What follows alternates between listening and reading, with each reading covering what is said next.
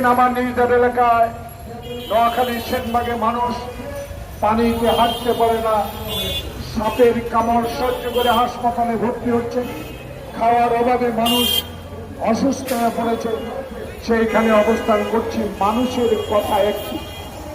1 মাস 10 দিনে কেন এখনো যেই শেখ হাসিনা বাংলাদেশের সংবিধান নষ্ট করে দিয়েছে, যার পিতা 1 মিনিটে গণতন্ত্র হত্যা করেছে, তার ছবি এখনো গণভবনে কেন?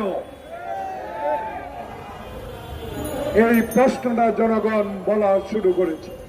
আমি জানি সময়ের দরকার, কিন্তু জনগণ তো বলা শুরু করেছে। এর মধ্যেই যদি শেখ হাসিনার পরিবারের একটি লোককে আইনের আওতা আনতে পারতেন, তাহলে আপনার প্রতি যে বিশ্বাস